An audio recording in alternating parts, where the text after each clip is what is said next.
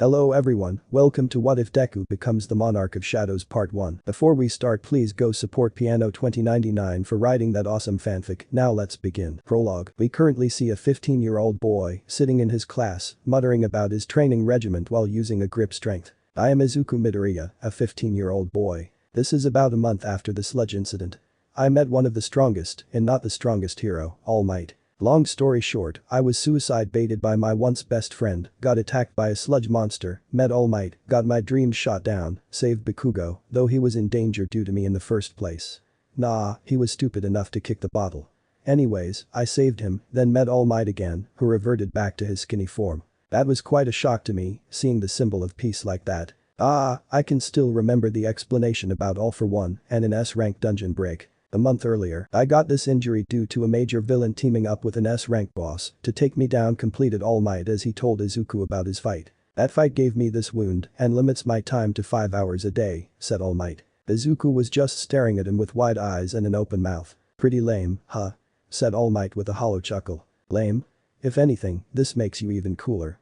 Even with this injury, you go out every day, saving us, the people, and you risk your life for us when you should be resting and taking it easy. You go through all that pain daily with an unwavering smile, you never yield. This is a testimony that you deserve to be the symbol of peace. Sorry, my fanboy is coming out, said Izuku, completing the sentence with an embarrassed chuckle. Tears were forming in All Might's eyes. He always kept this form secret as he expected people to lose faith in him as he was weak. Yet the boy in front of him called him cool, even after this. In fact, he found it more cooler with this, and for the right reasons, not like the millennials who just find scars cool for the sake of it. Though All Might, you need to take it easy, said Izuku with a slight glare. Don't worry kid, I will take it easy. Anyways, I am here with a proposition. You know I said that it's almost, and mind you, I said almost, impossible for a quirkless or powerless kid to become a hero. I know you'll become one anyways. The way you moved without thinking is proof of that. So I am here to give you the necessary power to make sure that you are at the top, said All Might. Why do I need to be at the top? I am just happy to become a hero, I don't care as long as I can clear dungeons and save lives, said Izuku. I know. But this world isn't that good of a place. Many heroes and hunters are hocky and corrupt. And as you know, laws don't work on S-rank hunters or heroes. Thankfully, there is only a handful at the top in every country, but you know, we need a boy like you there. A boy who doesn't care about who the person he is saving is, but only cares about the lives of others, said All Might. Izuku was getting emotional. Now I am warning you that as you proceed through the rankings, the danger increases. You may have to kill humans, villains, vigilantes, even fellow hunters or heroes, as there are a few lizards in the system who after clearing a dungeon, discard their teammates like a lizard, discarding his tail. There is only one rule, survive. But if you want, I want to transfer my quirk to you. What? How is that possible? There have been many speculations about your quirk in the community and no one knows your quirk, but the power to transfer the quirk, that's amazing. Of course, there's an herb, rambled Izuku, only to be stopped by All Might. Stop man, we need to take care of your muttering.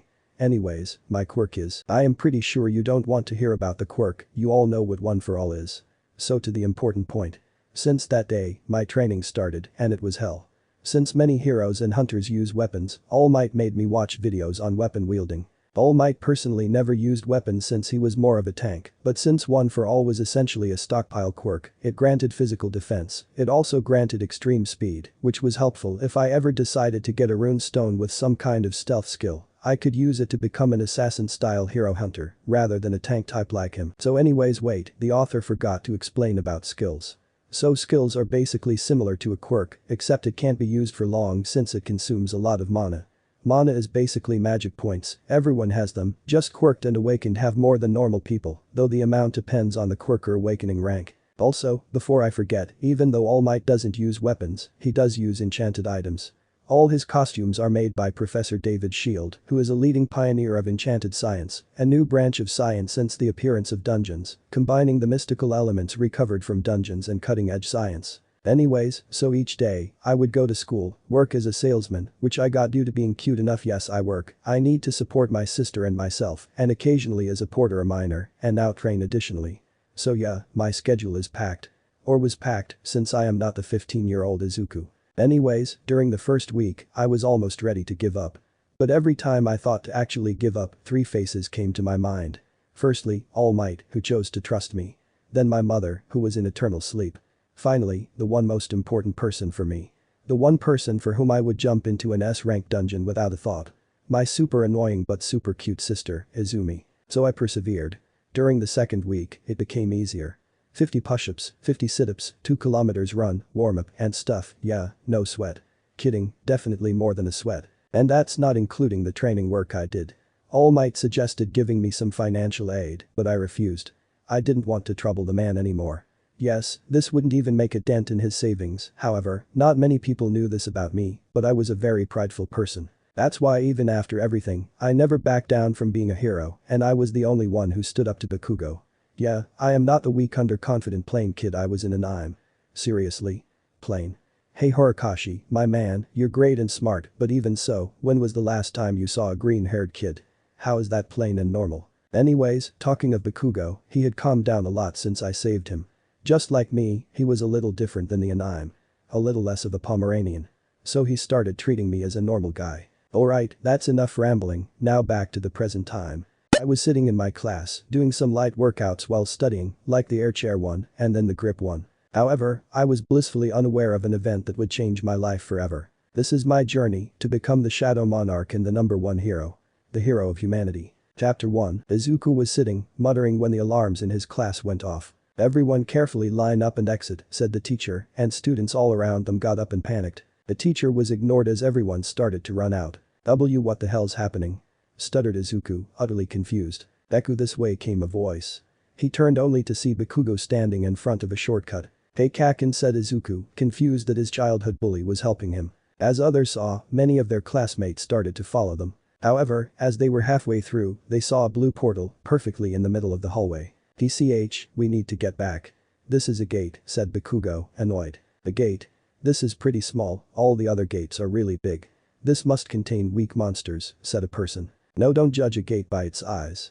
There have been many small gates which look small, but are high A rank or even S rank, said Izuku. TCH. Shut up Deku, no one is asking you, said one of Bakugo's lackey. The nerd's right, said Bakugo loud enough for everyone to hear. What? Bakugo, this is a chance for us. Think what would happen if people knew we cleared a C rank gate or above alone. Only us students. Sakumo and Akira also have A rank healing quirk, said the winged guy. Are you stupid or what? We don't know the rank of this gate, and even if we clear it we will get in trouble, said Bakugo. Don't tell us you're chickening out, taunted the boy with long fingers. DCH, fine, but don't ask me to save you if you all get in trouble, said Bakugo as he led them into the gate. Inside, the atmosphere was completely cold and some people were even shivering. The only ones not affected were Izuku and Bakugo. The reason was this chill wasn't due to coldness, but it was their instinct screaming danger. Bakugo was unaffected since he had an A rank explosion quirk, which with proper training, could also turn into S rank. As for Izuku, he was just used to this level of mana and chill, since he was constantly with All Might who emanated much more power and pressure than this. All of a sudden, a few goblins tried to sneak up on Sakumo. But before they could do much, Izuku punched it in the head. Now Izuku was no weakling, unlike his reputation. He was extremely athletic and had some muscles, which he painstakingly developed to even out the odds as a quirkless hunter. And added to that was All Might's training, and he was strong enough to take on an E-rank boss with a sword or any weapon. The only reason he was E-rank was that he was quirkless. He had awakened, but he only possessed a slightly higher level of strength and healing. However, no one expected him to burst open a goblin's head like a balloon with a single punch. He himself was shocked. Bakugo was the first one to recover from the shock as he too killed a goblin. What are you guys waiting for? You came here for this, right? Get to work, said Bakugo as multiple goblins emerged. They usually were very sneaky and smart, however, here they were against 16 people. Even though only 15, there was an A-rank mage who also possessed physical strength, granted that this wasn't an awakened power but a quirk. 2 A-rank healers, 6 C-rank tanks, 6 D-ranks, and an E-rank who was actually as powerful as a D-rank due to his physical strength. Thus, the goblins panicked and started attacking wildly. 5 of them targeted Sakumo and Akira, but Sakumo was defended by Izuku, and Bakugo defended Akira. Keep these 2 extras safe if we get injured, there are only hope, said Bakugo. The others were doing their best, but still, no one even came close to how Bakugo and Izuku did. The gap between Izuku and Bakugo was also big, with Bakugo killing his 26 goblin and Izuku at only 11, but others were at max 4. ECH. Even Deku did better than you guys, said Bakugo. Hey Kaken, that's mean, said Izuku with a pout. Just bucking take the compliment, stupid Deku, yelled Bakugo angrily. Okay. I suppose this is a big deal since it's coming from the guy who told me to take a swan dive a month ago, said Izuku snarkily, and Bakugo deflated a little. You did what? Yelled a few of them. Drop it, first focus on the dungeon. You guys were stupid enough to enter, now let's clear it, said Izuku. But H started Tsukumo, but before she could complete, a goblin tried to attack her with a knife. Well, she froze and Bakugo was too far. Izuku shielded her as he stood in front of her and the goblin's knife, which went through the bottom right of his abdomen, just missing the vital organs. Everyone else flinched as Izuku just took out the knife and stabbed the goblin in his head. Everyone was scared at his savage display. Firstly, he took the knife as if it was nothing, then he used that same knife to end the goblin. Tsukumo was looking at him with terror in her eyes. But along with that, there was something which he had only seen in his mother and sister's eyes. There was worry, and not for herself, but him. Midoriya, why you're injured, she stuttered. Huh? Oh, don't worry, this isn't the worst injury I have got, said Izuku nonchalantly as she healed him. What? How? Tsukumo was pretty much the only real friend Izuku had. They both were practically siblings at this point. So right now, she was really worried about him. Well, not everyone likes quirkless nerds, said Izuku, once again glaring at his childhood tormentor. Oh, I'm sorry, she replied. Don't worry, it's not your fault. Plus you're one of the only people to be kind to me, said Izuku with a smile. But you got injured to save me, she protested. Well, I couldn't just let you get stabbed. Plus you're not at fault here, you didn't see that coming, said our green-haired protagonist cheerfully. But you did, she replied. Well, I have been to many dungeons before as either an E-rank or as a porter, said Izuku. What? Why? Asked everyone. Let's just finish the dungeons, he replied, the seriousness in his voice hinting that he didn't want to talk about it. They had just slain the dungeon boss. Many were injured, but the boss was dead. We did it, said Bakugo's lackeys. These idiots, getting this happy with just slaying a D-rank dungeon boss, even though they have so many C ranks and D ranks. Hell, there are a few A ranks too, technically this team can clear a high C rank with ease, thought Izuku. But why isn't the dungeon closing? Asked one of them. Look, there's another gate, said the tallest guy of them all. Chapter 2. Izuku woke up to bright light. What happened? Where am I? He muttered, as memories came rushing. Oh, how the buck am I alive, he thought as the memories of his time before fainting came rushing into his mind. Flashback, everyone was in the center of the double dungeon. Yes, it was a double dungeon, as Izuku had explained to them. He had just saved one of them from being decapitated by a statue and then being evaporated by the laser from the eye of the god. 3 people had chosen to not listen to him, and now not even a trace of them could be found. Tsukumo was stressing out. The kid died as he tried to follow the second commandment, the first being bow to the god. He had praised the wrong god. He was crushed by the so-called god, as that god smiled wickedly. How can we worship him? Muttered a kid as everyone started running. In Izuku's hand were the 2 daggers he got from the goblins, and he held onto them securely. If he can move, then so can the other statues. But some of them have instruments, he thought as he yelled, stand beneath the ones with instruments. Everyone started to occupy a statue. Izuku and Tsukumo arrived beneath a statue with a drum, but unlike other ones, it didn't start playing. Midoriya, cried Tsukumo. Could it be that due to 2 people, he thought as he released Tsukumo's hand. Stay here and don't move, you'll be safe, said Izuku as he started running towards the final statue. However, the god had caught up to him and was about to crush him. Luckily, his polished instincts warned him and his now athletic body allowed him to slide. Unluckily, it wasn't a statue with an instrument, but rather a shield. Only due to his reflexes was he able to dodge the shield, and even then he couldn't completely. If there is a god, please help, he thought as pain coursed through his body. Finally, he had crawled underneath the statue of an angel. The moment she started singing, the second commandment was complete. Praise the god. Every statue had stopped moving. Everyone rushed towards Izuku, who was the most injured. Midoriya, are you fine? Izuku shrieked Tsukumo as she saw Izuku's leg almost chopped in half, with a lot of blood pooling around it. It was broken and the damage was severe. She fell onto his knees as she tried to heal him, but she could only stop the bleeding before her nose started to bleed. You'll exhaust yourself, stop, said Izuku as he held her. She just proceeded to hug him as she cried into his chest. Please don't die, she sobbed. I won't die, don't worry, said Izuku. The others were just shook when the ground started to rumble, actually shaking them. What is happening? Don't tell me, one of them said as an altar raised from the ground. Huh? An altar? Said another guy. Finally, prove your faith, said Bakugo. We have to offer a sacrifice, said Izuku. What? Stuttered Akira. Well, if we have to make a sacrifice, it should be Bakugo, said one of the lackeys. What? Surprisingly, it was Izuku who said that. I mean, he is always being a boss and yelling die. He even bullies everyone. Didn't he tell you to take a swan dive? He wants to be a hero, so shouldn't he save us? Said the other one. Hey, you both were also there and you didn't say anything. Didn't you two help him in beating me up? He always went easy on me, you both broke multiple bones of mine, said Izuku. That doesn't matter, he acts like our boss, so he should take responsibility, said the first one. It was your idea to come here. Why? Izuku was interrupted by none other than Bakugo. I'll do it, said Bakugo seriously. What, you can't be serious, Kaken? If you want to offer a sacrifice, why not me? Yelled Izuku. Everyone was silent for a moment. The one they all bullied, some of them even beat him for being quirkless, was willing to give up his life for them. No. This was Bakugo's reply. And it wasn't just a reply, it was a statement. But I am quirkless and you have a strong quirk. You can become a great hero that I cannot. No, consider this repayment for saving my life. I am the sacrifice and that's final, said Bakugo as he jumped onto the altar. The circle of yellow flames lit up on the top. Was this supposed to happen? Asked Bakugo. Tsukumo, please take me to the altar, pleaded Izuku. What? I need to see what's happening, he replied, and the others nodded as the two girls helped him. As they both along with everyone else stepped onto the altar, a blue circle of fire lit up on the boundary, opening the gate. However, the statues also started to move. But they all yelled, and as soon as they looked at the statues, it stopped. It's like the game we played as kids, they come closer if you take your eyes off them, yelled Izuku. What should we do? Asked another lackey. The gate's open, run for it, said the other one, and they both darted towards the gate. Stop, it's probably false hope, we need to prove our faith, yelled Izuku, but they both got out and the door closed a little. They got out? Asked one person. It seems every time someone goes out, they close a little, said Izuku, observing the situation. What do we do? Asked one of the boys. There are two things. Either we have to persevere for some time, or we have to leave the sacrifice behind. Because as soon as everyone will leave the circle, the door will shut completely, said Izuku. Midoriya, we have survived this long because of you and your intelligence.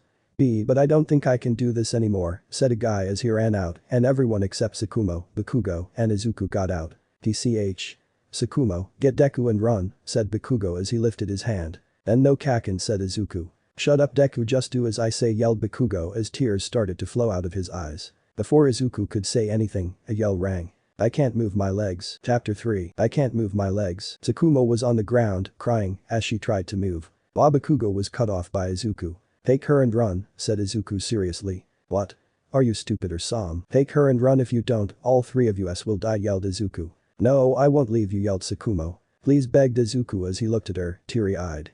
Even Bakugo was crying. Let's go, Bakugo said, stifling his tears. I am sorry, Izuku, for everything I have said or done to you.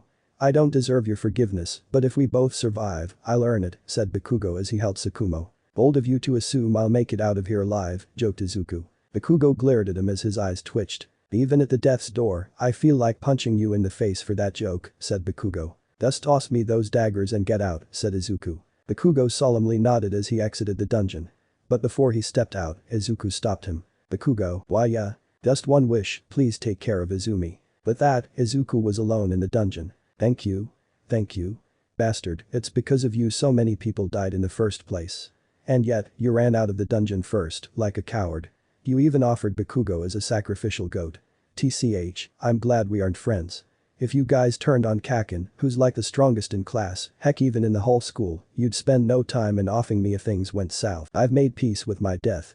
I'm glad that I'm the only one dying here, thought Izuku as he gripped the dagger. The door was closed and the statue of the god was smiling at him wickedly. I'll take at least one of you with me, yelled Izuku as the god brought his sword down at him. Izuku, being as fast as he was, used the daggers to slide the sword towards the right, barely avoiding being stabbed. Just one, I won't die a worthless death at the very least, he muttered as he threw both the daggers, and they met their mark. The eye of the god statue. The statue wasn't dead, but at least he couldn't use the laser. That was good, right? It would at least make it a little easier for heroes or hunters, whoever came to clear the dungeon. True, the daggers were able to pierce the eyes. It seemed that the eyes were the soft spot. However, now Izuku had no weapons. Who am I kidding? Of course, I am not ready for death, he thought as desperately tried to avoid the lances of the knights. I am sorry, All Might, Mom, Izumi. I am sorry, he thought as he was hit by a lance, which pierced through his stomach. Another one pierced through his arm. Legs. Shoulders. Back of his head. Feet. Knees. Lungs. I don't want to die, thought Izuku, in immense pain. Alarm, you have completed the necessary requirements of the secret quest Courage of the Weak. What? Secret quest? Alarm? Where is this even coming from? You have earned the right to become a player. Do you accept? You do not have much time remaining. If you refuse, your heart will stop in 0.02 seconds. Do you accept? Accept. Somewhere in a dark place. Heh. This is amusing. The scenario is almost a copy of mine. But he put up more of a fight though, said a person, sitting on a throne in a void. Yes, my liege. I must agree, your choice is great. Thank you. It's a shame that after turning back time I lost all the soldiers I made personally like Baru and Igris. But the good thing is that he can get those, said the Shadow Monarch. I know, my liege. Even though we defeated those dastardly monarchs, yet they are threatening the peace of your and our planet. Well, this kid can deal with it. Plus I will finally rest in peace and get reincarnated along with Cha. I am pissed to see Cha being reincarnated over and over again and never finding anyone. It's like she won't be with anyone other than me, said SungJinWoo. But isn't that a great thing? She is loyal to you, my liege. Sigh, her happiness is way more important to me, Billion. Just one more time, my liege, then you'll be with her. Yes. And can I trust you to keep the system up and running? Yes. Good. Then this is farewell, Billion. And, you're awake now, came a voice. Izuku turned to see a person in a suit walking towards him. Who are you? Asked Izuku. I'm the association member, sorry if I surprised you, the person said as he gave him his card. Japanese hunter and hero guild inspector. Huh? What do you want from me? Asked Izuku. I am Mara. You've been in a coma for last week, said Mara. Yeah, makes sense. How am I even alive though? Wait, what happened to others? Asked Izuku. Calm down. Everyone is alive, even those who were seemingly killed. They all said that they heard a voice saying ultimate sacrifice made and the next moment they were outside the dungeon. However, everyone is traumatized. Especially Sakumo-san. When a guild came, we saw you skewered by at least 17 lances in many vital spots. But when we pulled it out, you started to heal instantly, said Mara. Oh, you all entered the dungeons, even though you all didn't have permission. So what's the punishment? Asked Izuku. He had expected this the moment they entered, but he couldn't just run away leaving them in danger. Nothing. Those two idiots who forced everyone are getting suspended and others are getting minor detention, but you, Bakugo, and the healer girls are not getting any punishment since you all were forced to come, or at least that's what others said. Now, we have a theory. Izuku was relieved that he was getting no punishment, but he was also anxious about the theory. We believe you might have double awakened, he said. This is a device which checks the mana of a person. Please put your hand on this, said Mara as he put a machine in front of Izuku. He put his hand on it and the value was 10. Looks like we were mistaken. Anyways, have a nice day, Mr. Midoriya, said Mara as he walked out. So they couldn't see it. You have unread mail. This isn't touchscreen. So open mail, said Izuku. Welcome player unread. Daily quest. Preparing to become strong has arrived. Unread. Before he could read further, the door burst open and 3 people entered. These 3 were Sakumo, Bakugo, and Izumi. Ani-san yelled Izumi as she hugged him. Don't cry, Izumi, I'm fine, said Izuku comfortingly. I saw the photo, I thought why you were dead, she stuttered. Huh? What photo? Asked Izuku, confused. This, said Bakugo quietly as he showed him. Oh, this is disturbing, said Izuku with a sweat drop. Never do something like that, yelled Izumi. Don't worry me, I am not going anywhere, said Izuku. Also, there was this blonde old man outside, who is he? Asked Izumi. Oh, he's an official I met after the sludge incident. He's been helping me with my career as a hunter, said Izuku. Oh, ate Izumi in understanding, and Sakumo nodded. So that's how he became so good, Sakumo thought. Yeah, he ain't fooling me. That's all right, thought Bakugo as he remembered the incident. Well, see you later, brother, said Izumi. As Bakugo and others exited the room, one stray thought came into his mind. Why do I feel like Deku just turned from a random side character to an op MC? Chapter 4. All Might was sitting with Izuku. Young Midoriya, I hope you're alright, said All Might. Yeah, All Might, I'm completely fine. Thanks for asking, said Izuku with a smile. Honestly, I was scared when I saw you, said All Might. Oh, sorry for worrying you, said Izuku. I thought you were abandoned by your friends inside the dungeon, said All Might as he looked at the ceiling. Huh? Why would you think that? Asked Izuku, confused. Well, that's what many do. A person's true nature is revealed only when his life is on the line. As a fellow S-ranker of mine says, we do not know what kind of people we truly are until moments before our death. I know a few who would have just made the run for it, said All Might. Wow, actually, many, in fact, the most of them ran away, said Izuku. Kaken and Sakumo, they stayed. They really stayed. Kaken was even ready to sacrifice himself for everyone, even me. And he apologized. I guess he isn't that bad, thought Izuku with a smile. But a few stayed, right? Asked All Might. Yeah. I had to beg them to leave. Though I don't know how I survived. I mean, wasn't I stabbed with like a dozen lances or whatever that were? Asked Izuku. Yes, it is quite a mystery, but let's be happy that you survived, said All Might with a smile. Right, said Izuku cheerfully. Sorry sir, the visiting hours are over, said the nurse as she entered. All Might nodded and got up. Alright young Midoriya, see you later. And don't let this hold you back. You'll still be able to complete the goal before the entrance exam, said All Might with a smile. As the room once again was empty, Izuku decided to check the message. The system will help players' growth. Failure to complete the system's commands will result in a penalty. So is this like my awakened power? Muttered Izuku. Daily quest. Preparing to become strong has arrived. Open daily quest. Incomplete push-ups 0-100. Incomplete curl-ups 0-100. Incomplete curl-ups 0-100. Incomplete squats 0-100. Incomplete running 0-10. Warning: failure to complete the quest will bring a punishment associated with the quest. What? I'm an injured guy, I'll start from tomorrow. How bad could the punishment be? Turns out, very bad. It was 4 a.m. in the morning, sweating and shivering Izuku was laying in a pile of sand. Why shivering? Well, try being chased by truck-sized centipedes, you'll find out why. Penalty quest completed. Rewards arrived. Rewards? Was the only thought in his mind before fainting as a nurse entered the room. Izuku could currently be seen running around the hospital. Is it okay for him to do this just 2 days after waking up? Asked a nurse. I guess, he was completely healed and shows no deterioration in condition. We are keeping him just for the sake of regulations, or he would have been released yesterday only, said the second nurse. Oh well, light exercise is fine anyways, said the first nurse. Izuku had found out many things in the past 2 days. First, there were 3 potential rewards for completing daily quests. 1. Status recovery. It was magic that removed all the fatigue and status conditions. On days when he wouldn't get stat points, he would get 2 of these. 2. Stat points. He could use these points to increase one of his stats by an integer value of 1. There were 5 stats. Strength, vitality, agility, intelligence, and sense. So far, he had got 6 stat points, 3 from the penalty quest and 3 from the daily one.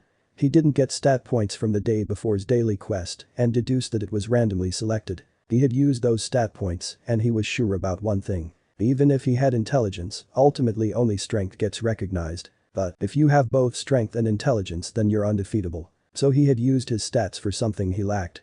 He had a high IQ, that was pretty clear. But his speed wasn't that great. And neither was his strength. Name: Izuku Midoriya, level 1, job none, fatigue 0, title none, HP 200, MP 10, strength 13, vitality 11, agility 12, intelligence 10, sense 10, remaining points 0, 3. Random box. He got random items from the box, like bandages and pens, but today, he got an E-rank key. Item. Dungeon key. Rank. E. Type. Key. Can be used at entrance 3 of Tatooine Station. Creates instant dungeons accessible to player. A few minutes later, Izuku could be seen at the front desk of the hospital. Can I get a leave for today? Asked Izuku. Your reports are perfect and you're recovered, so I don't see any reason to hold you back. But please return before 10 p.m, as per instructions you have to spend 1 more week here to check the latent effects that might have affected you, said the desk lady. And with that Izuku set out to achieve his goal, to become strong. Izuku was in front of the underground entrance of Tatooine Station. He used a key and entered the dungeon, only to find himself in a literal dungeon. Like a legit castle dungeon. However, what intrigued him the most was the fact that behind him, the gate was sealed off by a blue crystal-like wall. He could see people outside walking, passing as if nothing was there. You cannot escape until the dungeon has been cleared or return crystal is used. I am stuck in a dungeon, with no way to escape, without any backup. Even if it's an E-rank dungeon, it needs at least 1 D rank and 12 E ranks to clear it. I am just a weak, in fact, the weakest E rank. Nah, my classmates are weaker and dumber even if they are ranked higher. Like they legit froze due to goblins. Who the buck does that? Muttered Izuku. Anyways, I am stuck inside a dungeon full of monsters and my only way out is to defeat the boss or use whatever crystal it was. So the situation is pretty hopeless. But why am I not scared? Why am I feeling so excited? This is a suicide mission for me. Or is it? Izuku smirked. That weak Deku, he died in that dungeon. He was stabbed by those statues. This Izuku will never feel hopeless. I'll never be weak. I won't let some dungeon decide my fate. Buck this shit, I don't want to be that kid. I'll be so strong that no one will ever be able to corner me. I will never again need someone to save me. From now on, I'll be saving the people. Izuku started to walk forward. This is my start line. Okay, how did it turn from a castle's dungeon to a warehouse?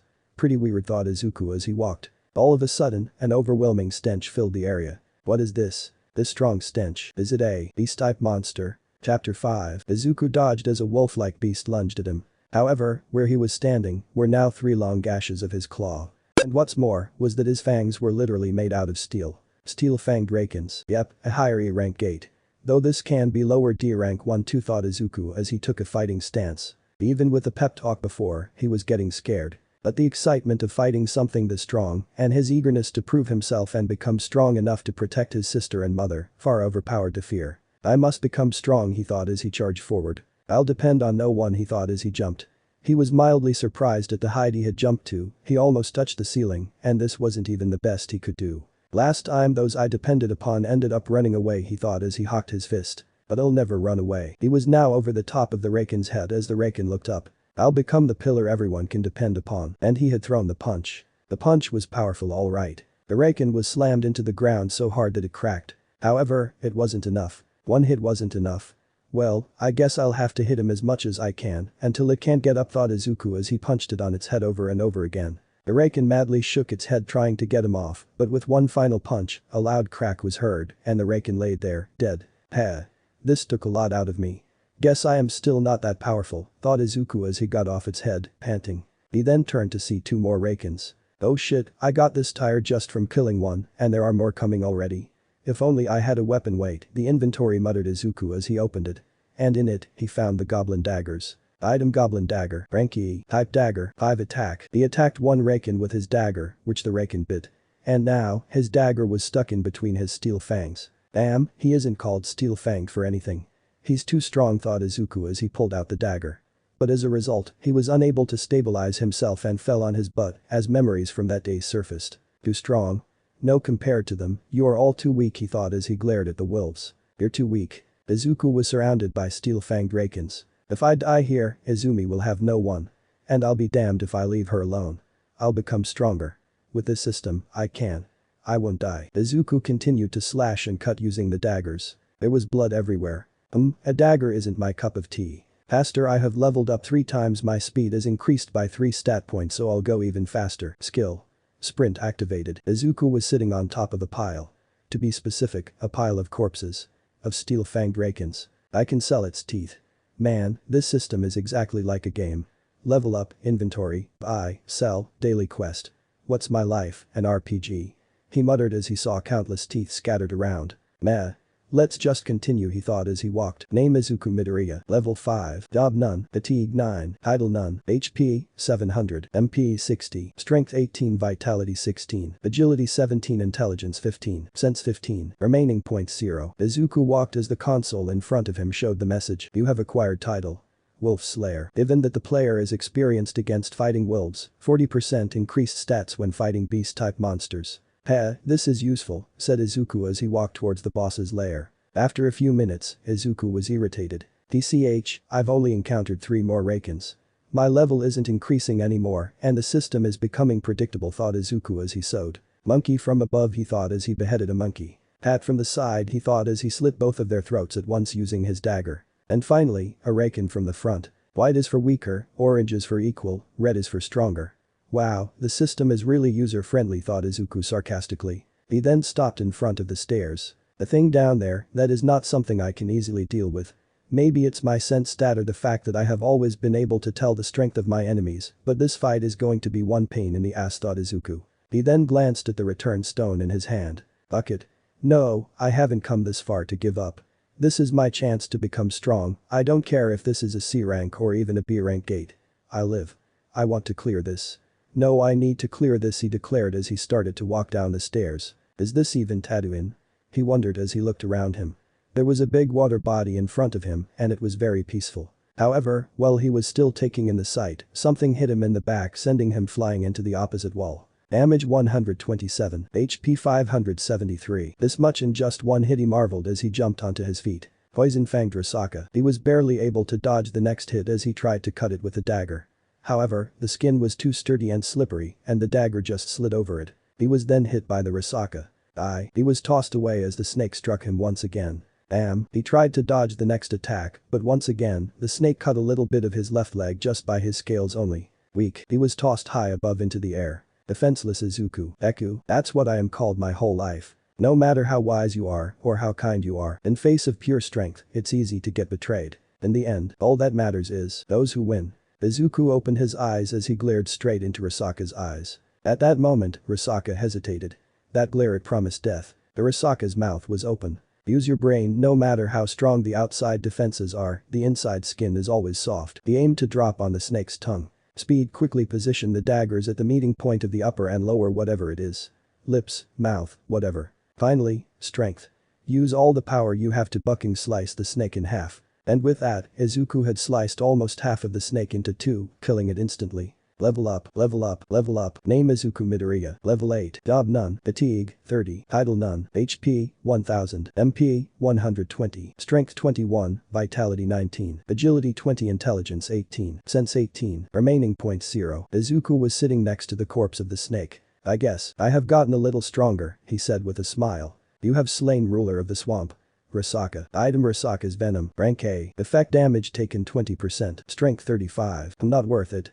I'll keep this just in case. Item Risaka's fang. Rank C. Effect paralyze A. Chance of the victim being unable to move. Bleed victim loses 1% health every second. Nice weapon. But daggers are not really my style. I guess I'll use it until I find a better item.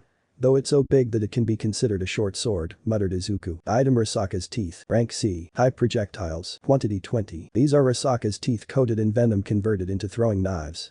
Highly unlikely to obtain. Effect bleed victim loses 1% health every second. Now this is some good shit, said Izuku with a grin. Chapter 6. Izuku was currently working in his hospital room as a nurse came inside unannounced. Mr. Mito, she froze mid-sentence as her eyes widened at the sight of the body of Izuku Midoriya, which seemed to be chiseled by the god himself. And above all that, the sweat was making him shine in all that light. Kinda like Aoyama, don't you think? Wait, what the buck? Where did you come from? I thought it was just a prologue thing. Nah, I'll keep popping occasionally. Anyways, so yeah, I was shining, and that nurse forgot that I was 15. Even with that body, Izuku still had this cute and shy air around him. Midoriya-san, I am sorry, I should have knocked, she said as Izuku blushed and apologized for not wearing anything on top. "No, could I get your number?"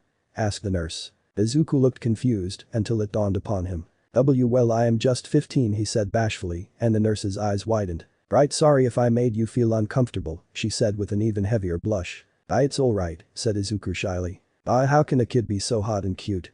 Why weren't there boys like him during my high school years? Thought the nurse, who blushed even more. However, her musing was cut short by someone clearing their throat. They both looked at the door to see Bakugo, Tsukumo, and Izumi's heads one on top of the other, watching everything with a deadpan. Alright, I came to inform that there were guests for you, so I'll get going, she said as she ran out of the room. Wow, nerd, pulling some girls already? Commented Bakugo with a smirk. That's shut up, Kaken, said Izuku as he sat on his bed. Anyways, old hag and dad sent these for you, said Bakugo giving him some chocolates and a get well soon card. Oh, tell them I really liked it. These are my favorites, said Izuku as he started eating chocolates. Izuku, you're still shirtless, stuttered Tsukumo with a blush.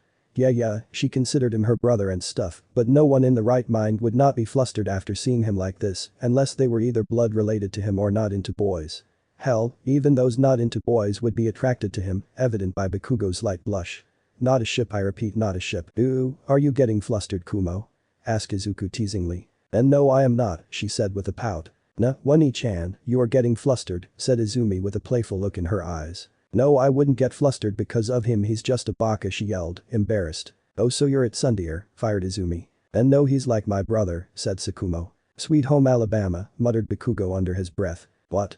Asked the trio together. Nothing, he said whistling innocently. Itsuki, you son of a bitch, nothing my ass. Calm down, bro, that shit's offensive. Anyways, so with that Izuku was discharged from the hospital and was back in his house. A few weeks had passed and Izumi was on the door, leaving for her school when a half-asleep Izuku Midoriya stepped out of the room. Just woke up? Asked Izumi with one raised eyebrow. Oh, no. I have been awake for some time. I just can't find my coffee, said Izuku as he exited the house. The school had been closed for about 2 months as repairs were being made. This meant that Izuku had to go to school for roughly about 5 months only, since the last 2 were off for those going to give the entrance exam for a hero school. Izuku still remembered his talk with All Might as his phone started ringing. Flashback, Izuku was at Agaba Beach, waiting for All Might. They had decided that they would talk about Izuku's quirk awakening when they were at a more secluded place, since Izuku didn't want many to know about his powers. Right now, he had just finished explaining All Might everything. So you level up with every kill? Asked All Might. No, I get stronger with every kill. To level up I need experience, which I get by killing monsters, said Izuku. And it's a whole game. Like inventory, store, power-ups, and everything. Yeah. Though I didn't know you were into games, All Might, said Izuku with an amused expression. Oh, I used to love Pokémon. Then there was the GTA series, and Fortnite. People dissed Fortnite a lot, but you got to accept that building stuff in it is pretty interesting, said All Might. Meh, I don't know, I'm more of a Call of Duty person, said Izuku nonchalantly as he wrote it in his notebook. What are you writing? Asked All Might, genuinely interested. Oh, nothing, just updating your information in my notebook, said Izuku before realizing what he said. Why he was cut off as All Might took his notebook. Let me see it, he said with interest. When he started reading, he was in his buff form. However, by halfway through the page, he was back into his skinny form, coughing out blood. What the hell with this, you can take down like every hero alone, said All Might in awe. Oh really? I didn't think it was that great, said Izuku with a blush. How many more do you have? Asked All Might. About 13 on heroes and 28 on villains, said Izuku while pushing his fingers together. Seriously, I was training him to become like me, but I was approaching the problem the wrong way. With that mind of his, it would be a crime to just turn him into just a muscle head, thought All Might as he took out his phone. Wait a moment, young Midoriya, I need to call 3 people. These books, we first need to secure them so they don't get into wrong hands and destroy Hero Society, and then we need to get someone to train that analytical mind of yours, said All Might as he dialed the number of a certain rat god. And, yeah, that happened. I somehow got training sessions with Nezu. But even more, I am being tutored by David Bucking Shield, he thought with glee as he picked up the phone. Midoriya, Izuku speaking, said Izuku lazily on the phone. Finally, why weren't you picking up until now? Asked the person on the other end. Ah, Mr. Landlord, you see, I was injured during the dungeon incident at my school and was in the hospital till now, said Izuku with a sweat drop. Oh, that was your school. Well, sorry to hear that. I called for rent, but if you want I can postpone it till the next month if you have any financial trouble, said the landlord. No, it's fine, I'll pay today, said Izuku as he cut the call. Double reawakening.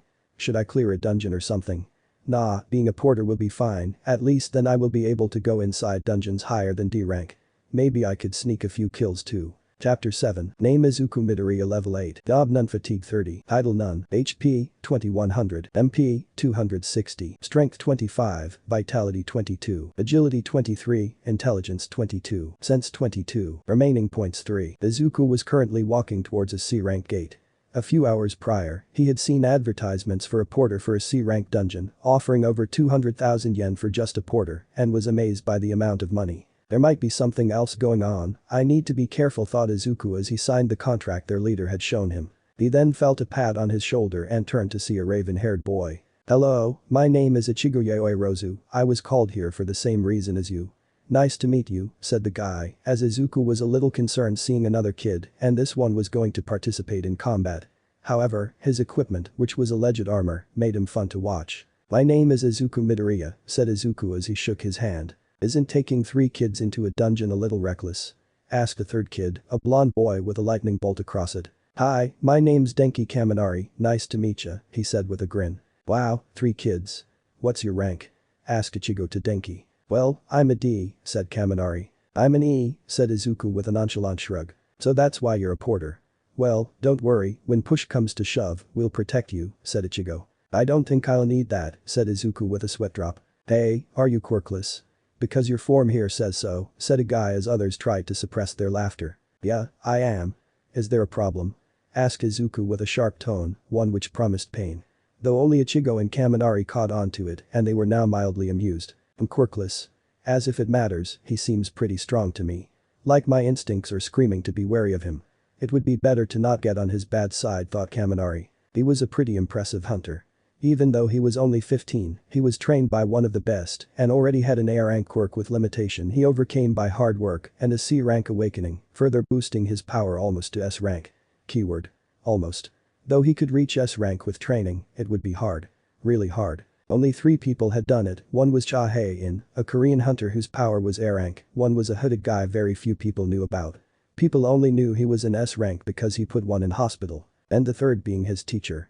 A C-rank awakening. However, he had gained a peculiar power, with which even though his mana was B-rank at the best, his ability was what made him possibly the strongest in the world. Anyways, Ichigo was having thought along the same line. Now, he is just a porter who is filling in. Let's not make him uncomfortable, said the leader of the group with a smile, which though looked sincere at the surface, was very sinister. They were all walking towards the gate as everyone was discussing about the unfinished construction. "God, why me?" was all Izuku could think. Now he wasn't rude by a long shot. Nor did he not like to talk. However, this kind of talk was just not his forte. Now hero fanboying. Check. Quirks. Check. History. Check. Advanced quantum computing. Oh hell yeah, construction and money. God, no. So why are you here, Midoriya-san? Asked Ichigo. Huh? Oh, because well, I need to support myself and my sister, said Izuku. Somehow, he felt he could be truthful with these two guys, Kaminari and Yaoi Rozu. Oh, that's a very nice and brave thing, Midoriya, said Kaminari. Why are you both here? Asked Izuku. Well, I want to become a hero, so I am here for the first-hand experience of a life or death, or at least a genuine risky scenario with less danger, since as a hero, we will constantly face that. If I can't save myself, how will I ever be able to save other? Said Kaminari seriously. My reason is pretty much the same, but I also want to make enough money to be able to live independently, said Ichigo. And why is that? Asked Izuku. I am too dependent on my parents. Just because they're rich, I used to think everything is for free and nothing can't be bought with money. But when I opened my eyes and saw the reality, people starving, villains wreaking havoc, the way society treated quirkless and those with weak or villainous quirk, I knew someone had to make a change. But how could I from behind a chair and in a room? So to make a change, I need to understand them better. So I need to start by earning money and live like a normal person, not a royalty. That's why I even rejected entering UA using recommendation, unlike my sister, said Ichigo. Izuku was silent. All his life, he had seen himself surrounded by fake heroes. He knew it, but he chose to ignore it. Even after being surrounded by those who wanted to become a hero for money or fame, he had held onto this hope that there is still goodness in people. He was on his last strand when All Might shot down his dreams. Though not exactly, All Might had said, a quirkless hero. I don't think you should. I am not saying it's impossible, but there are some villains who are just way too dangerous. It's okay to dream, but be realistic. However, if you really want to, give it a shot. Just know, the world is a very dangerous place. Think and decide. Yes, All Might hadn't downright rejected my dream, unlike the anime. He encouraged yet warned me at the same time. He isn't that much muscle-headed in this fic. Thanks, author, I really don't like it when people make All Might look like a villain in a fic. I mean, yeah, the stories are good and stuff, but I idolize him. It's difficult for me to see fics where I rant about him and despise him. I know. Now stop rambling and let me finish the chapter. Geez, don't be like that. Anyways. So the point is, he had almost given up on encountering people who wanted to become actual heroes, not the titular ones. But now, he was smiling, and he didn't even notice that. Kaminari saw this and he grinned too. I mean, he was called old-fashioned, cliché, and a dunce face due to his views on this. Same with Ichigo. Ridiculed because he was more mature than others. You both are awesome, you know, said Izuku. And thus they merrily chatted, without knowing that something was going to happen, which would change this temporary alliance to a permanent one. Chapter 8. Things were going smoothly. Thanks to Izuku, they were able to detect the insect-type monsters, and Kaminari was able to slay about 20 and Ichigo around 18, and Izuku managed to sneak in 3 kills. Wow, this was easier than expected. Let's see, those 5 are C ranks, 2 are D ranks, then there is Kaminari who is holding back, but from the amount of power and damage, he is easily an A rank. Not to mention the skill level, his martial arts, and his agility, it's similar to mine. Ichigo is an extremely good swordsman, but I have yet to see his quirk. All in all, they both are very good. Just not experienced enough, thought Izuku as he analyzed both of them. This was something he had learned from David Shield. David Shield was just as much of a fanboy, if not more, when he started. So he knew how to deal with it. And thus, well, normally he would mutter, now it was just restricted to around people he trusted. Which meant around All Might, Izumi, Tsukumo, and now Bakugo. Yeah, Bakugo. Since the day in the dungeon, every day he would stop by their house, and each day he would apologize to Izuku. Over and over again. Izuku was by now pretty sure Bakugo needed therapy. The trauma from the sludge incident and then the dungeon, along with the guilt, well, it had broken the Bakugo Katsuki. And who better therapist than Deku? I mean, Izuku wasn't considered a genius nerd for anything. He was smart. A little too smart. But along with that, he was emotionally mature enough to even deal with an angry Pomeranian jerk who had bullied him for like 10 years of his life. Thus get back to the topic, author, you're boring us with this. I ain't got a choice, it's character development. It's not an anime that I can deal with it by just showing a scene or two, I have to write TT. So Deku was sure these two were A ranks. Compared to the others, these two are overpowered. Like even with them ganging upon them, they both will be difficult to beat, thought Izuku as he scratched his chin. Compared to them, Izuku was just a mid-B rank at best. But he knew Kaminari and Ichigo hadn't completely unlocked their powers, so he could still catch up. However, the teamwork of the other 7 people was nearly flawless. Seems like they have been doing this for a while, thought Izuku as he saw them kill the last of the monsters while squishing a bug. Don't overexert yourself, there are more to come. For now, gather the crystals and see if there are any stones for those skills, said the leader as the other 6 rejoiced. Yo, how did you figure out they were going to come from above? Asked the leader. I just felt it in my guts, said Izuku. Sharp senses. It's great that everyone was taken care of cleanly. Though it would be better if you didn't pay that much attention to small things, the leader cryptically said. Huh? Before they could converse more, one of the teammates called the leader. Hey leader, check this out, these don't seem like the sword wounds, they are too rough, said the guy. This isn't the kind of damage inflicted by anyone here. So that means this was already here before we arrived, said the leader as he circled around checking it. Maybe it was due to feud between them only. But that would mean that there is a stronger monster. Or in between themselves. This means it's due to a boss, or a lot of money. Izuku was now concerned. He could see the malice and hunger in their eyes. They would do anything to get their hands on money. This caused him to slow down a little and go near Ichigo. Hey yaoi Rozu-san, your equipment is pretty expensive right? Asked Izuku and Ichigo nodded. Well I don't know for sure but you should be wary, completed Kaminari as they both looked at the hunters. Ichigo himself looked at them and could sense a very dark aura. What is this bad feeling? The dungeon size varies, but not according to the rank. Hunters for a long time have associated the size with the number of rewards inside or the number of monsters, but it's not true. Some dungeons were cleared in instances as the boss room would be very close and some would take hours or even days to complete.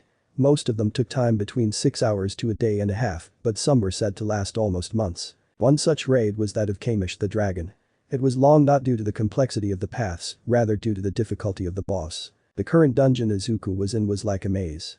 So there weren't many battles, but it took some time to navigate through. My job was that of a baggage carrier. So I didn't have to participate in the battles much. Currently, Izuku and the others were having dinner. Or breakfast. Or who knows even lunch. They didn't know for how long they had been in dungeons, and Izuku was too cool to check the time. Hey don't justify the plot by throwing me under the bus, and that too cool part, that's dripping with sarcasm. Alright, apologies. Now let's continue and get this over with. Yeah. So, at that time, so much money for just carrying bags seemed a good deal. However, an unexpected warning popped out. Beware of the lizards. I didn't know why it popped up. But one thing was sure. My senses were never wrong. This is a grave. So much time has passed and we still haven't found a monster with limbs intact, said the leader. But there should be a boss right? I mean, if there wasn't a boss, wouldn't the dungeon close? Asked another person. Wait Akemi-san, light up the place said the leader and Akemi, a fire mage, did as told. In front of them was a large net with monsters stuck on it. My god, this is the boss room. However, everyone's attention was not on the boss itself, but rather the crystals. Wow there are so many. With this much, we will easily get over 10 million yen, even if they are cheaper than normal crystals, said a guy. But this much money, even your younger brother will be jealous, said another guy. Meanwhile, Izuku and Kaminari were admiring the sleeping dungeon boss when Ichigo asked Izuku for his contract. As this was going on, Ichigo made a mistake, which he would only realize when it's too late. Mr. Akihiko, as Midoriya-san's contract says, there is no provision about mana crystals. So shouldn't they be divided into 10 parts rather than 9? Asked Ichigo. The next moment, he felt sinister energy as they agreed. Of course, I was thinking of that only. However, we left our mining equipment outside. So could you two wait here and guard the place? Asked Akihiko as a person told him this. Wait here? Asked Ichigo, unsure. Yes. If you want, Kaminari can stay with you. Right Kaminari-san? Asked Akihiko, and Kaminari reluctantly nodded. Izuku, of course, had understood their plan in an instance. Let's play along for now he thought as the others left. As soon as the 7 people left, a loud bang was heard. Chapter 9. Buck said Kaminari as he looked at the spider-like monster which was now waking up. Those bastards muttered Izuku under his breath. Now he was a cinnamon roll. However, that didn't mean he never swore. He did. And now was one such time he never held back. Those sons of bitches they tried to kill us muttered Ichigo as he stood with his shield in front of him. Izuku walked to the entrance as he checked the rocks. As much as I hate to say it, they did a really good job, said Izuku with a raised eyebrow. Well, that's not a problem. The problem is what they woke up in the process, said Kaminari as he pointed at the spider which roared. That's a high C rank boss. Even a mid B rank would have trouble with it alone, and we are not very experienced, said Ichigo nervously. Calm down Midoriya. Remember what shield taught you. Well, he told me to think carefully, to quickly make a mental list of pros and cons of the situation, to not flirt with or hit on his daughter. Wait, why am I thinking of that right now? Anyways, so thought Izuku as Kaminari was just looking at it for the slightest of movement. Akihiko, shouldn't we have killed them then and there? Asked Akemi as he was sitting on a rock beside Akihiko. Are you stupid?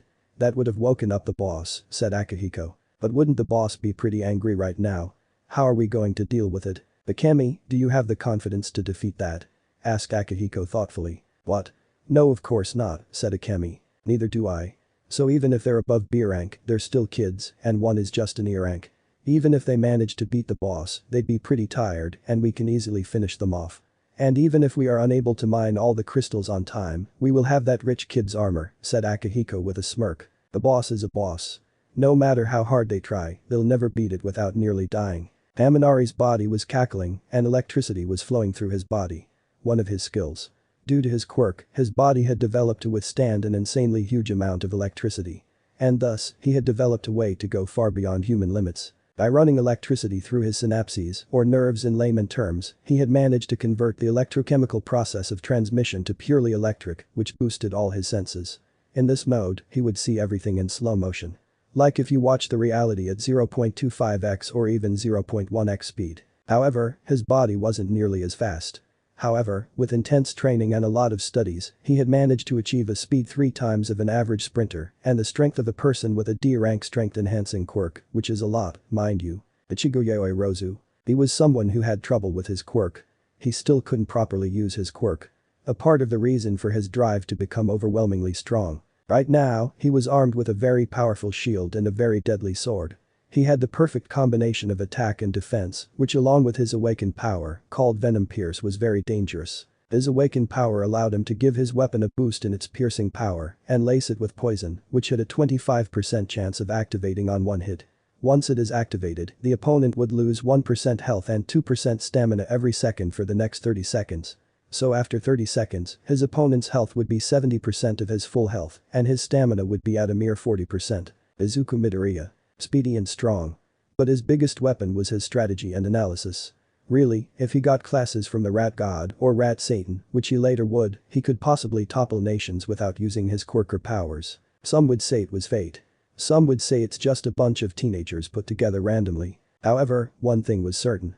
These three spelled death for their opponents. Izuku quickly materialized his Risaka Fang in his hand as he put his hand on Kaminari's shoulder, who was holding a dagger he had strapped on his ankle, and jumped towards the monster. The monster sprayed its acidic venom towards him, but missed horribly as it went towards Ichigo.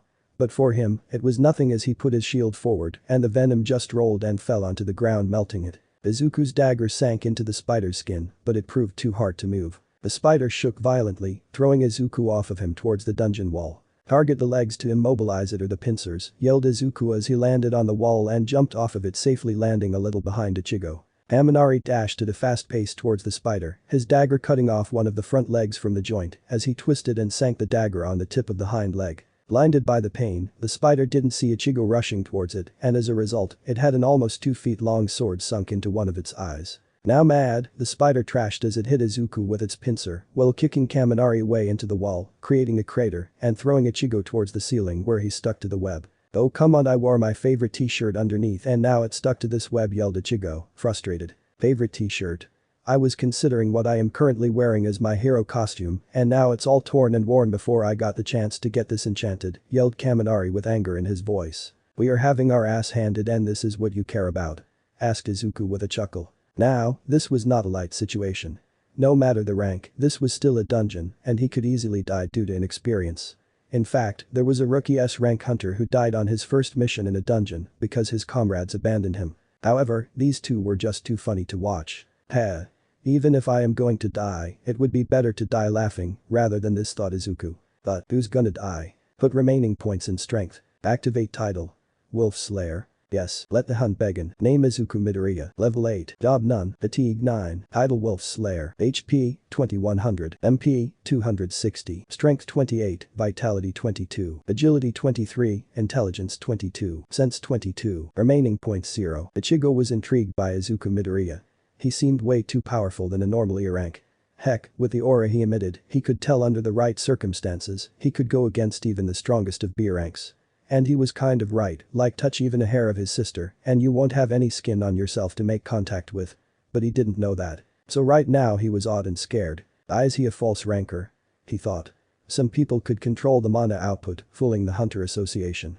However, most of these people were either serial killers or on the road to become serial killers. While thinking all this, he didn't notice he had muttered this. Or he could be a double awakener, said Kaminari. Yeah, that would make sense, said Ichigo as he watched Izuku completely annihilate the monster. Kaminari's attacks had weakened the monster quite a bit and Ichigo's venom had also taken effect, but even then, for Izuku to completely destroy the monster was pretty impressive. And that was considering that only 20 seconds had passed since Ichigo's power activated and Izuku had almost finished the monster. Like holy shit, under 20 seconds. But still, a large part of the credit went to Kaminari and Ichigo. Thanks to them, what should have taken Izuku minutes to do, he was able to achieve in seconds. He had weakened the limbs, so now, it was time to act on the second part. First, weaken defense by immobilizing it. Second, target the weakest areas, i.e., the eyes and the inside of the mouth. So Izuku, using his skill sprint, he hit the monster in 3 eyes before being thrown away. Lead activated, paralysis activated, and now, it was time for the final blow. So Izuku stabbed its head where the brain was supposed to be with a dagger. The dungeon boss has been slain. Level up, level up, level up. Yeah, compared to him we're chopped liver. Who do you think said that? XD. Name Izuku Midoriya. Level 11. Job none. Fatigue 0. Idle Wolf Slayer. HP 3600. MP 410. Strength 31. Vitality 25. Agility 26. Intelligence 25. Sense 25. Remaining points 0. Chapter 10. The boss was slain and now Izuku was resting. Thankfully, the system had completely revitalized him on leveling up. Now, the trio was looking at each other, tension evident. Water. Izuku giggled at Kaminari who sheepishly smiled. Ichigo meanwhile was torn between being scared and being inspired. However, before their little moment could go on, the debris blocking the exit was blown away. With that, the other 7 members of the team entered the dungeon. Thought Akihiko as he looked at them. No matter what, a pair of D rankers and an E rank can't kill a dungeon boss easily. But maybe with that Yaoi Rozu's equipment looks like I underestimated you too, said Akihiko pointing at Kaminari and Ichigo. What do we do boss? Asked Akemi silently. What? Of course, we win them over, said Akihiko as he looked at them. You both are pretty strong. Let's see, we'll give you 2 a chance to live and see another day and even go hunting with us, said the leader as he addressed them. If you kill him. The FFT wheezed Kaminari with laughter as everyone stared at him. You crack nice jokes, said Kaminari. I am not joking, said the boss. So let me get this straight. You're going to kill us and get out of here?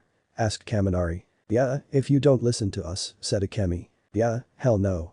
That ain't happening, said Ichigo defiantly. DCH deal with the ear anchor, said the leader as the next moment a large fireball was shot towards Izuku. Before the fireball could even graze him, Ichigo came in between with his shield held high. However, the next moment another fireball hit Kaminari sending him flying into the wall. Kaminari yelled at Ichigo and Izuku as dust covered the crater. Out of the dust cloud came a slightly singed Kaminari. Denki Kaminari. Quirk. Electrification. He can release a large amount of electricity before draining his brain and losing complex thinking. Before getting actually tested, his quirk side effect was considered short-circuiting, which was wrong. Awakened power. Electrokinesis. Allows him to manipulate electricity. Cool right, I mean he's got the side effect, but he can now control his electricity, so it's very nice. Yeah, now let me write TT. I would be burned to a crisp had I not reduced its power by a lightning bolt, said Kaminari as Ichigo sighed in relief. However, behind him, Izuku was livid. He hated when someone he considered a friend was hurt. Once, Bakugo had set a tiny explosion in Tsukumo's face. The next day, he had to stay at home because of a broken jaw. Once, someone looked at Izumi in a perverted way. Yeah, people like that exist. That would have not been a problem had he not commented about her. Though this time, Izuku didn't do much. Yeah, he just poked him in his left eye, like really hard, and pulled his tongue so hard that the guy was unable to speak properly for a week. Not much. Just his left eye was permanently damaged. So right now, he was going over 100 different ways to kill those guys. We can't escape this normally, said Ichigo. Escape? Bro, these guys are worse than scum. We have to deal with them, said Kaminari. Deal with us? We can kill you all right now, said Akihiko. Kill us? Said Izuku with his hair shadowing his eyes. Kill us? If you're ready to kill, are you also ready to be killed? You're going to kill us? Asked Akihiko with a chuckle. Yeah, said Izuku as he glared at Akihiko. His instincts were screaming at him to run, but his hockey self didn't. Now listen here dude, said a guy as he slung his arms around Izuku's neck. Do you know who you're Tal? The next moment his head was rolling on the ground. Ichigo, well, he wasn't much against killing them. He had seen the darker side when he sneaked out of his house, so he was pretty hardened up. However, that didn't mean that he didn't want to puke. Yubasta started another guy before a lightning bolt hit him and killed him. Shut up. Kaminari's eyes were now wide open, as he was livid. First you trap us here with the boss, just to get a slightly bigger portion of an already over-the-top amount of crystals, and then you try to get us two to kill him. The one who saved our life. I hate people like you, said Kaminari, as Ichigo, hearing his words, hardened his nerves. We try to solve it some other way, but seeing that you guys won't let us get out alive, we'll have to kill you all, said Ichigo as he too turned serious. The next moment, snakes shot out of Ichigo's arms, biting into two people, killing them instantly. Ichigo Yoi Rozu, quirk, Reptilia.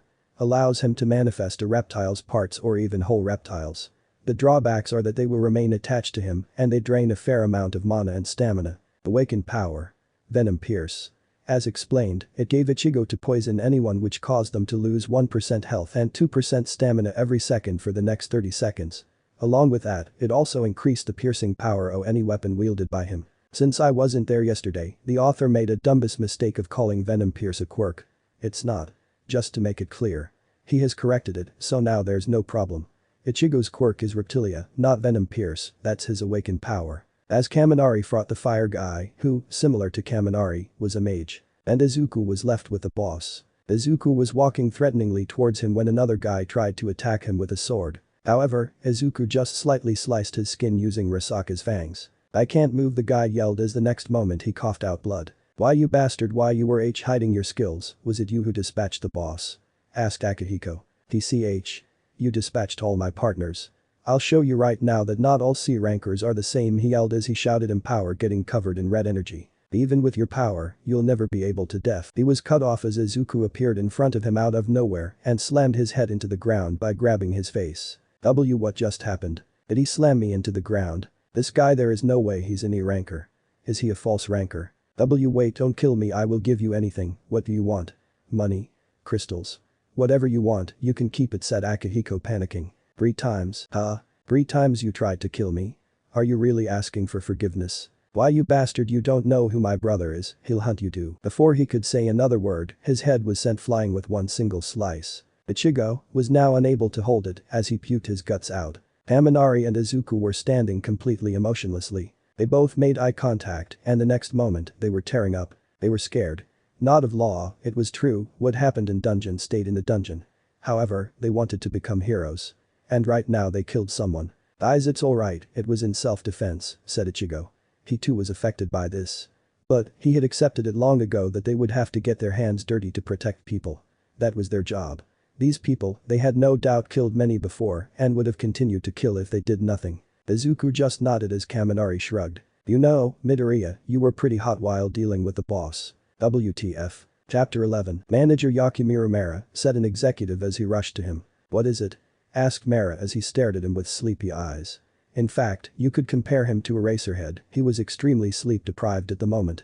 You know, council work. The moment, said the executive as he stood next to him. In the C-rank dungeon, 7 people died and the only survivors were 2 D-rank kids and an E-rank kid, he said. So?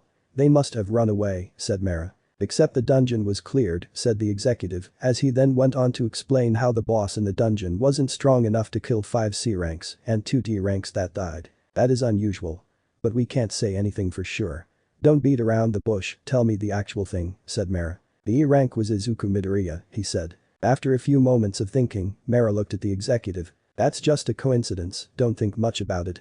The device we used was really accurate, said Mara. I too want to think of it as a coincidence, but the hunter who died was Akihiko Hagane, the younger brother of Samui Hagane. Now we definitely can't ignore that. 3 weeks had passed since the incident and Izuku had been contacted by Ichigo, who had done some digging and got his number. He wanted to meet, but Izuku flat out denied it as he had locked himself inside his house, only coming out for his training with All Might. All Might was worried. Izuku had told him everything that had happened and even tried to turn down One for All, saying that he wasn't worthy of it since he had killed.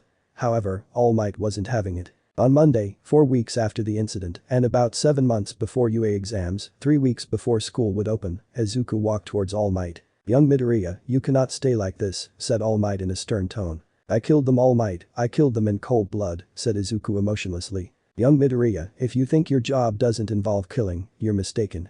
Many heroes have killed in their life. I had to once eliminate 37 terrorists who had held over 100 hostages, demanding the release of some S-rank criminals locked in Tartarus. Endeavor has killed over 100 villains, though most were due to complex situations, said All Might. Fun fact. In the movie Two Heroes, All Might actually killed 2 people. Remember him racing through the helicopter grabbing David's shield and coming out? In that helicopter, there was Wolfram, that hacker guy, and a pilot. All Might had only grabbed David, and Wolfram survived the blast, but there were no signs of the pilot or the hacker. In fact, even Wolfram would have died had he not had that extra quirk, but muttered Izuku, almost crying. Damn, even though I chose him, he's really soft at the heart, muttered SungJinWoo somewhere inside him. This sounds very wrong without a context. It's alright, young Midoriya. I know you're sad, no one of your age should go through this, but understand that to save people you must also kill some. A hero has to endure, said All Might as Izuku nodded. Izuku walked home, and when he entered the house, he was met with a heavenly smell. Now Izumi couldn't cook for her life. He had seen her try to cook. She just couldn't. So, he was confused about the smell. When he entered the kitchen, he saw Izumi. In a cooking apron. Just finishing preparing a bowl of katsudon. Ani-chan, good thing you're back. I made katsudon, said Izumi with a grin. Wow. Asked Izuku, shocked to the core. Well, I had been taking lessons from Katsuki, said Izumi sheepishly. This is not a ship, so don't. Oh wow, said Izuku as he just looked at katsudon while drooling. Now chop, change and quickly come here to eat, said Izumi in a stern tone as she hit Izuku's head with a spatula. Boy, the gravy will get into my hair, said Izuku. Hair? Oh, you mean the wet seaweed on your head? Asked Izumi teasingly. Hey, our hair isn't much different, snapped Izuku as Izumi giggled cutely. Ah, too cute, thought Izuku. Izuku then grinned devilishly, and Izumi, getting scared, backed off with a nervous smile. And now, Ani-chan, let's focus on the food, she stuttered, but it was too late as Izuku grabbed her left cheek and started pulling it. Asoi on each one, she said, and Izuku released her cheeks. That's better, my cute little sister, said Izuku with a smug look. That's why you don't have a girlfriend, she muttered under her breath. What was that? Nothing, Izuku was in awe. That katsudon, it was perfect. He was immediately reminded of his mom's katsudon, which he barely remembered. But it was also very spicy, which was Bakugo's forte. And Izuku's also. He felt like he was in heaven. Wow, Izumi, you are really good. But why did you spend so much time on this? I thought you disliked cooking, commented Izuku after finishing the food. Well, for the past few days you looked really down. You already cook, you study and get a perfect grade, you manage and clean the house, you train so hard to become a hero even without a quirk, and to top it all, you work to support us. I just couldn't see you sad. And I know how much you love katsudon, so said Izumi earnestly with a small blush. Izuku was staring at her with his eyes wide and tears flowing. For the past 10 years of his life, he hadn't gotten many compliments, even less when their mom went into eternal slumber. He knew Izumi really appreciated him, but she never said it. Now, seeing and hearing how much she cared for him, he was feeling so happy he couldn't describe it. Did I say something wrong? Asked Izumi nervously, seeing her brother cry for the first time in so many years. Why, you don't know how much that means to me, Izumi, said Izuku as he hugged her. Izumi's heart was fluttering. Nothing romantic, don't get wrong ideas. Izumi loved her brother. To her, she was even stronger than All Might, and he proved that every day. In fact, the stickman skeleton Might who she met outside Izuku's hospital room agreed with her. His exact words were, your brother seems to be the strongest person in the world. Yeah. Well, she couldn't agree more. So watching him showing his vulnerable side to her made her feel special. It made her feel important. Loved. Ani-chan, you know I love you. You're the best, said Izumi with a content smile nestling her head on his shoulder. I love you too, Izumi, you don't know how precious you are to me, said Izuku. It had been so long he had been hugged, unless you count the time in the hospital. To be precise, he hadn't been shown any physical affection since his mother. Which was 6 years ago. But right now, he felt as if his mother was the one hugging him. At least the level of affection was the same. Buzz, you have a message, Buzz. His phone beeped as he grabbed the phone by his right hand and opened the message while hugging Izuku. Midoriya-san, me, and Kaminari-kun are meeting at restaurant. I really wish you can come. I understand if you don't, but I am hoping you'll come. Midoriya read the message once, then twice, then thrice. Why would I go to meet them? He thought. He then remembered how they stood up for him. They could have killed him. I mean, they did kill those hunters. But they stood up for him. They even protected him from harm. They were in danger because of him. Now, this was something he couldn't discard. Allies like these, but that, friends like these, they were almost impossible to find. Then again, Bakugo was also like them. He did try to sacrifice himself so others could live. Message sending count me in. Chapter 12. Hey Midoriya, greeted Kaminari with a smile. Hey, Kaminari-kun.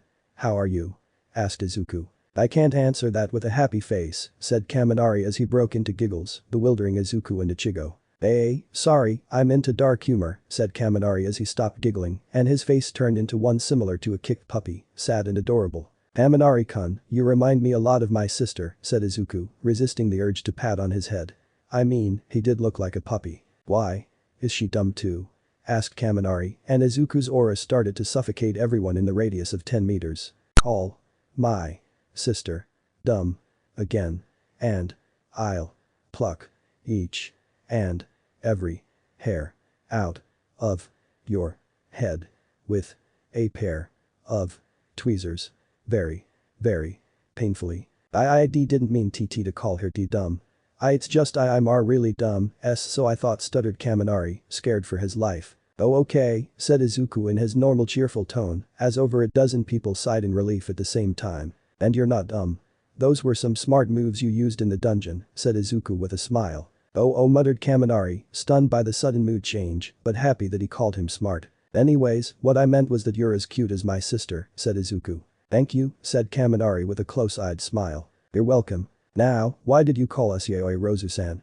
Asked Izuku. Well, I just wanted to check on you guys, since you know, said Ichigo. Oh, I am fine now.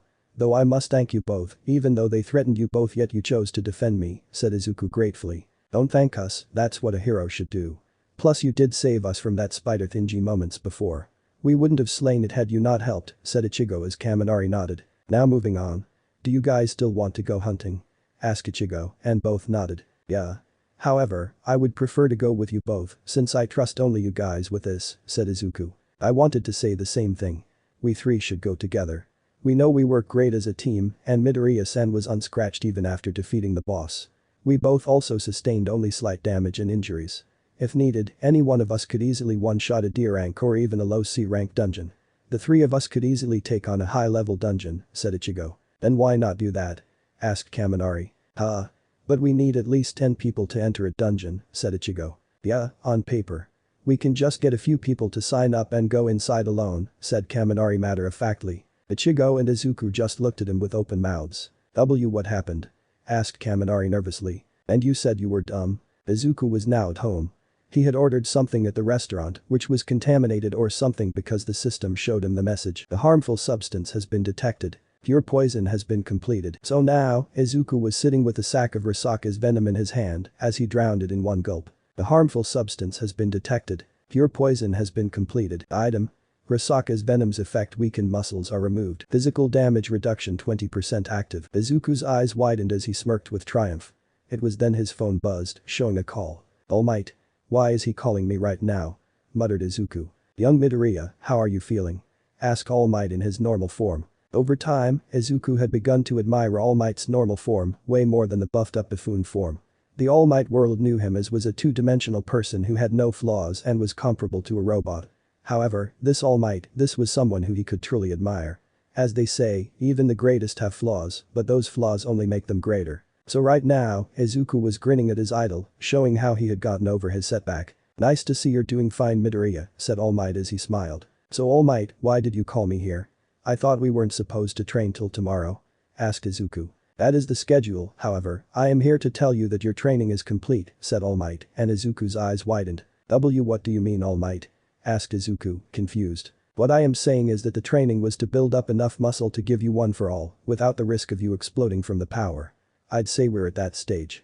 So you can stop cleaning the beach and focus on dungeons, said All Might. Truth to be told, there was another thing. What he said was true, however, this was also a test for his successor.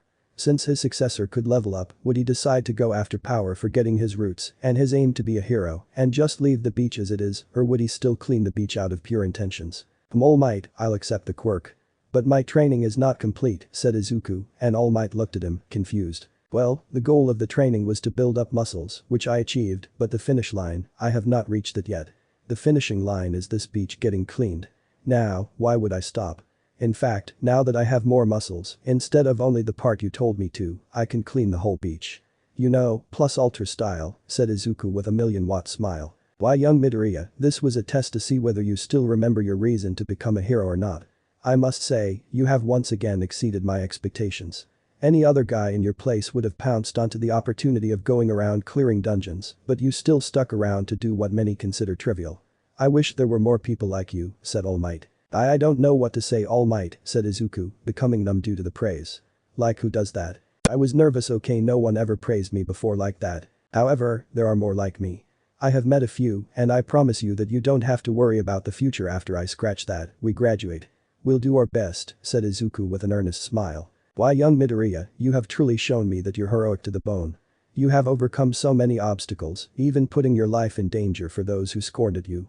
You truly deserve one for all, said All Might as he buffed up. Now, he said as he plucked a hair. Beat this. Chapter 13. Quick note. There are names and terms in this chapter you might not understand if you haven't read SoloLeveling.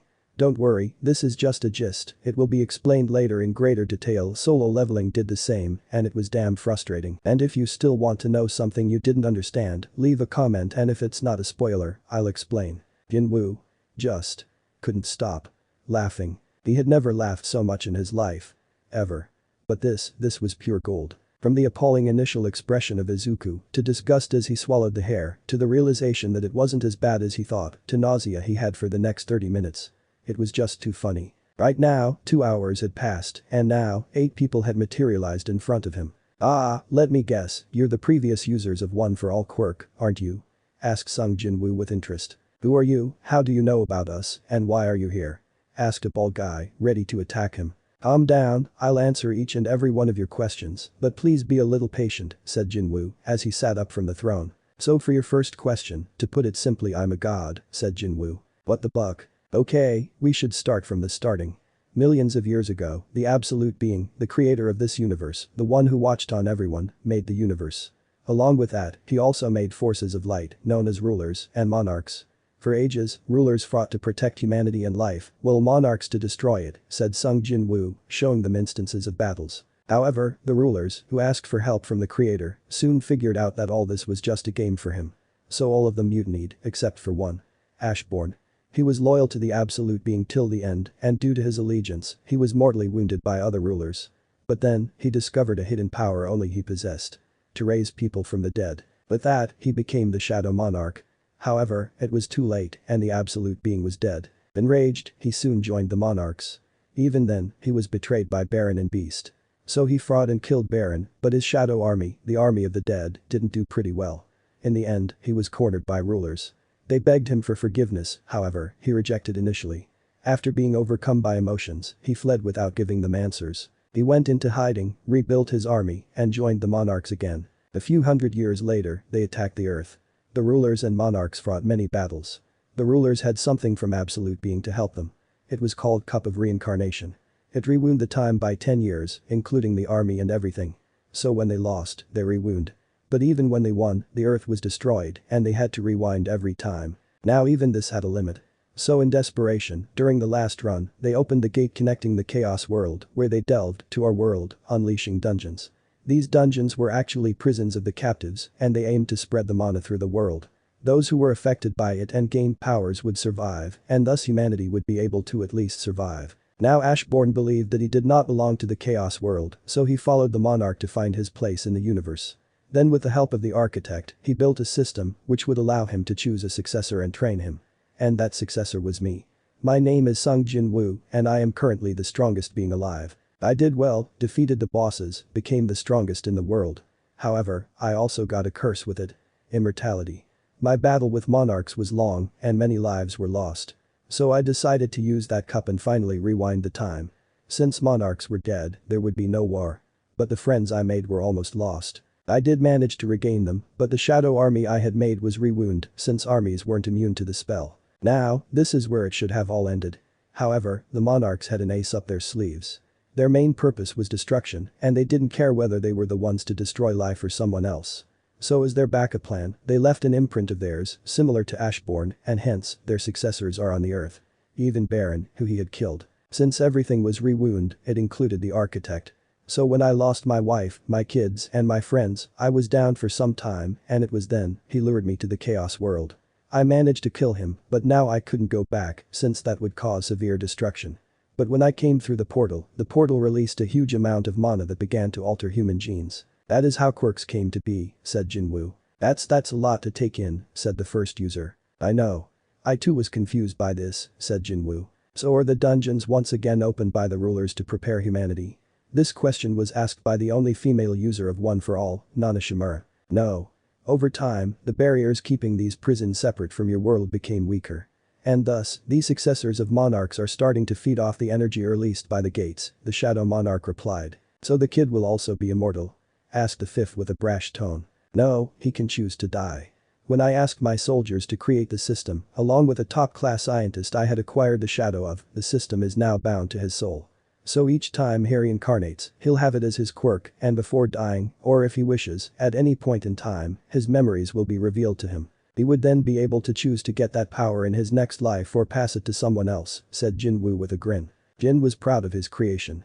This system was way better than the one he had got. That would just ask him to kill everyone who was deemed a threat to him. Jinwoo hated that. It's not that he hated to kill them, he was okay with those that deserved it, he was just upset that he wasn't the one to judge that, rather, it was the system. But seriously, isn't the kid's life eerily similar to yours?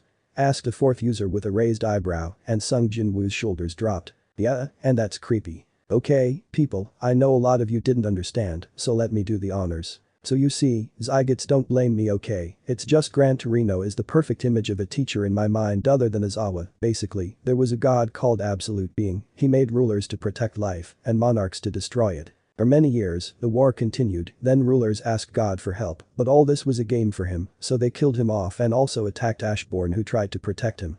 However, Ashborn at near death evolved like a Pokemon from ruler into Shadow Monarch, with the power to raise the dead.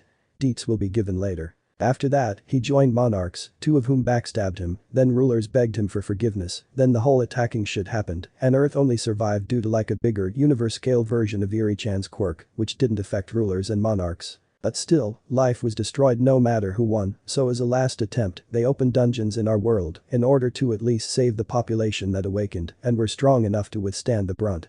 However, our op-MC SungJinWoo, who is the successor of Ashborn by the system, received his power, defeated monarchs, and then rewound the time. Since it didn't affect the monarchs, they stayed dead, but he lost his army and his op-hot waifu Cha-Hae-in. But he got her back, the monarchs pulled a hick move of leaving their imprints in the world, and that bitch demon architect lured our op-MC into a trap, but got killed. Now he couldn't return and he caused the development of quirks, so he developed his own system, which was less brutal, and chose me as his successor. Deku out, chapter 14. Right now, Izuku was getting ready for a jog, but this time, his sister was with him. Though only a year younger, she was also determined to enter UA, just not for the hero course. Izumi's quirk was Bio-Empower, which increased the natural metabolism and healing rate of a person exponentially. So, she could either help someone get slim real quick, though it would leave baggy skin with a lot of wrinkles, making them look weird, or she could save many lives. So with the B-rank healing quirk and a mind almost half as sharp as Izuku's, which was like a lot, enough for her to study her current course along with higher studies and also keep up with the latest manga and animes. So Izumi, what would you do if you get 10 million yen all of a sudden? Asked Izuku. What? That's too sudden, said Izumi. Well, I would maybe shift into a new house and invest the rest. Though I could also buy some stuff if I wanted to be a hunter, said Izumi. Now Izuku didn't really care for the money, but he had estimated that a C-rank dungeon gave them about 50 million yen of a drop from the monster, not to mention the extra items like crystals and other things. That's why most hunters would choose C-rank gates, the loot was good and it wasn't very dangerous. Compared to it, the boost of loot in B-rank gates was not much and A ranks were not eligible to be booked by individuals. While thinking this, his thoughts wandered to the previous day, about 3 hours after swallowing All Might's hair. Flashback, quirk detected. One for all. Izuku was startled by such a sudden display, but after he read the message, he was excited. Details? One for all. A crystallized power source passed down from generation to generation, strengthening the quirk. This quirk was made by the strongest villain, going by the name All for One. He possesses the power to pass down quirks, and he forced a stockpiling quirk onto his brother, a person with a true hero's heart, but no quirk. This was however wrong, as he had a useless quirk. A quirk that passed down quirks. He passed down the quirk in hopes that someone would one day defeat All for One. Each percent of One for All increases physical damage by 2% and speed by 2.5%. The player can utilize 1% for every 3 points in vitality. Going over the power limit will cause a loss of N 10 HP, for N being the percent of One for All used over the limit. Activation requires 10 mana, and then 1 mana is used every minute. Holy shit, if I use 100%, it would increase my attack by 200%, that's literally triple the attack and over 3.5 times speed, it's too op, thought Izuku as he read through the information. Wait a minute, I myself am too op. Anyways, this reminds me, I still have the rewards from killing those assholes, thought Izuku. He had not yet used them since he was sad about killing. But now he was ready. Choose your rewards. You may choose from the rewards below. 1. Status recovery. 2. 10 points. 3. Skill. Bloodlust. As Izuku accepted the rewards, Bloodlust's information popped up. Skill.